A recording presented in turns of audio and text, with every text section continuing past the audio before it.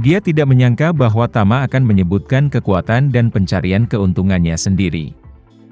Hatinya tidak bisa tidak berpikir. Mungkinkah Tama ini datang ke pintuku karena aku mengambil posisi kepala keluarga ayahku? Tepat ketika dia panik di dalam hatinya, Tama melanjutkan. Kamu tidak setia sebagai menteri, di bawah menyinggung atasanmu. Sebagai seorang putra, kamu memaksa ayah kandungmu, ini tidak berbakti. Saat Tama mengatakan ini, Darwin sudah pucat pasi. Pada saat ini, dia sudah yakin dalam hatinya bahwa Tama pasti datang untuk ayahnya. Dan ini untuk menyelesaikan akun dengannya setelah musim gugur. Dan pada saat ini, Tama menatapnya dan bertanya dengan dingin. Darwin Fei, saya katakan yang sebenarnya, saya datang ke Amerika Serikat kali ini. Bukan karena 4 dosamu, tapi karena dosamu yang kelima. Aku akan memberimu satu kesempatan terakhir. Apakah kamu tahu apa dosa kelimamu? Hati Darwin panik, tanpa sadar menggelengkan kepalanya dan berkata, Tuan Renza, kamu baru saja mengatakan bahwa 3 dosa, aku akui. Tidak menyembunyikan seperti yang Anda katakan, saya tidak berani menyangkal, tetapi selain masalah ini, aku benar-benar tidak melakukan apapun untuk menyakiti para dewa. Tama dengan tegas memarahi, cucumu Zachary berulang kali melakukan kejahatan keji. Kamu sebagai seorang kakek bahkan tidak memperhatikan, tidak menghentikannya. Ini adalah pepatah kuno tentang kesalahan tidak mengajar. Zachary? Jantung Darwin berdebar, tidak pernah bermimpi bahwa sorotan sebenarnya terkait dengan cucunya. Pada saat ini otaknya tidak bisa tidak mempercepat, diam-diam berpikir. Renza yang bermarga ini pada siang hari mengakui penculikan Zachary. Sehingga si idiot ini pasti membuatnya marah karena hal-hal tertentu. Bagiku juga membawa bencana besar, tidak mungkin karena Zachary berkomplot melawan game itu? Memikirkan hal ini, Darwin buru-buru berkata, Tuan Renza, tentang cucu itu. Sejak kecil memang nakal, mungkin terkadang akan melakukan hal-hal yang tidak biasa. Berbicara di sini, Darwin menghela nafas dan melanjutkan, setelah dia diculik. Kami juga telah menganalisis alasan mengapa dia diculik dan juga menebak bahwa itu mungkin karena dia memiliki pikiran jahat tentang Nona Gu itu, sehingga membuatmu marah, Tuan Renza. Namun, Anda memotong telinganya tanpa ampun, saya percaya bahwa dia telah membayar untuk ide bodohnya. Dan aku juga percaya bahwa dia pasti sangat menderita dalam 2 hari terakhir di bawahmu. Jadi kenapa kamu harus berpegangan padanya karena upaya darinya? Dan jangan biarkan dia pergi. Jika Anda bersedia untuk membiarkan dia kembali, saya bersedia mengambil 10 miliar dolar sebagai kompensasi untuk Nona Gu. Mendengar ini, Tama mencibir dan berkata, aku mendengarmu. Apa yang Anda maksud dengan kata-kata ini tidak lain adalah bahwa dia tidak melakukan kerusakan besar pada Nona Gu. Kamu pikir dia tidak bersalah atas kematian, kan? Dosen mengangguk, saya merasa itu. Bahkan jika kita marah, kita harus selalu memberikan kesempatan kepada kaum muda untuk melakukan reformasi. Ekspresi Tama berangsur-angsur menjadi dingin dan dia dengan tegas bertanya. Saya bertanya apakah saya memberinya kesempatan, bagaimana dengan gadis-gadis tak berdosa yang dibunuh oleh cucu Anda? Bukankah mereka pantas mendapatkan seseorang untuk melakukan keadilan? Kata-kata Tama membuat wajah Darwin dan Adam pucat. Mereka telah lama menebak-nebak bahwa Zachary kemungkinan besar akan mengalami masalah besar. Namun pengetahuan mereka terbatas, dalam waktu singkat mereka tidak mengetahuinya. Apa yang dilakukan Zachary hingga membuat para dewa murka?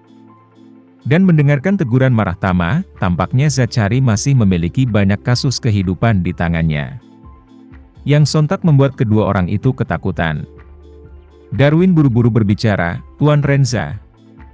Urusan Zachary, saya benar-benar tahu sedikit. Hal-hal yang kamu katakan, aku belum pernah mendengarnya. Darwin berkata, tanpa sadar melirik putranya Adam di sampingnya, terkoyak sejenak. Kemudian memutuskan untuk menuangkan pot, berkata dengan serius, dan Zachary ini tumbuh bukan di bawah disiplin saya.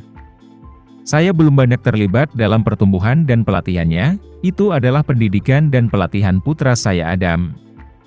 Adam mendengar kata-kata ini, tubuhnya yang ketakutan menggigil, dia sedang bermimpi. Orang tua itu masih mengingat balas dendam makan siang. Sampai sekarang dia tidak lupa membuang panci padanya. Jadi, dia hanya bisa berkata dengan gentar, "Tuan Renza, aku tidak akan berbohong padamu. Saya kurang memperhatikan pertumbuhan Zachary, anak laki-laki itu tumbuh di sekolah aristokrat. Dan sudah di pesantren sejak umur 12 atau 13 tahun. Dia jarang pulang, dan ibunya selalu sombong padanya, kurang disiplin." Istri Adam juga panik pada saat ini dan berkata begitu saja.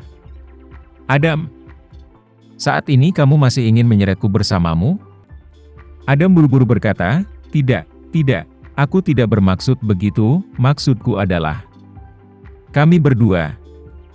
Kami benar-benar lalai dalam mendisiplinkan anak-anak kami.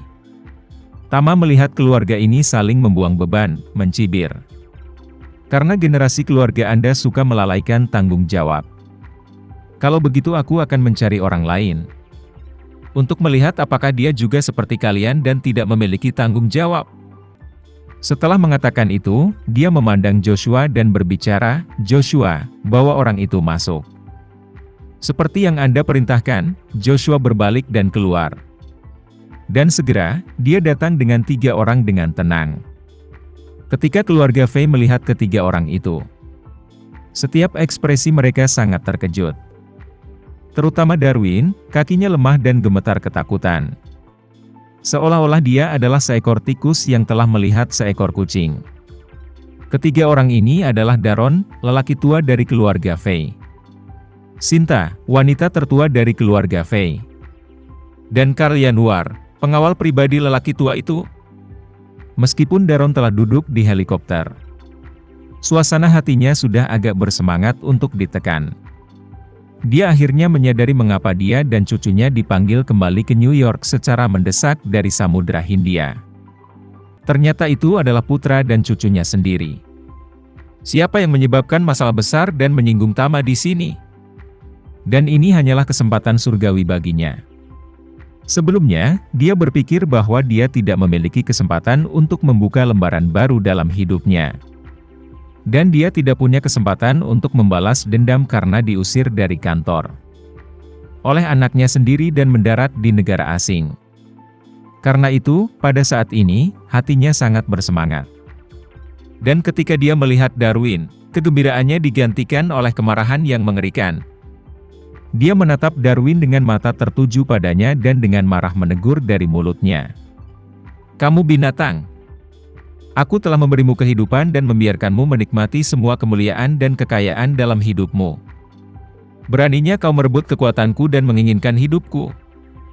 Darwin menggigil ketakutan dan tergagap. "Ayah. Ayah, kamu salah paham ayah. Saya tidak ingin merebut kekuasaan Anda, saya juga tidak ingin hidup Anda.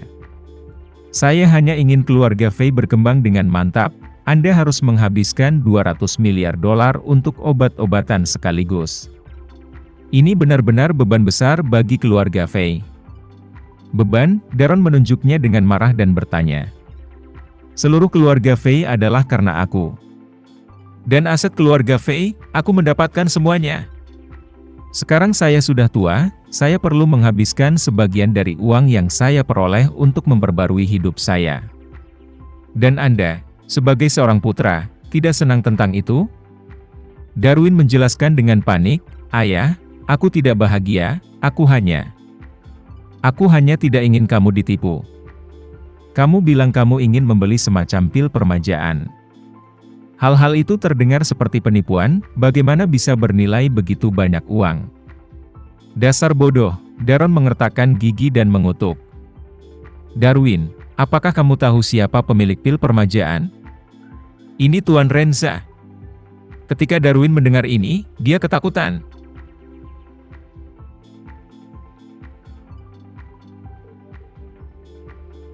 Sekian dulu ya video kali ini, kita lanjutkan lagi videonya di lain waktu. Oh iya, bagaimana menurut kalian? Semoga bisa sedikit menghibur kalian semua.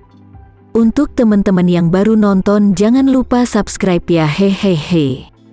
Dan kalau teman-teman ada yang ingin gabung langganan bisa langsung gabung saja untuk dapat fitur yang menarik dan sedikit membantu Mimin.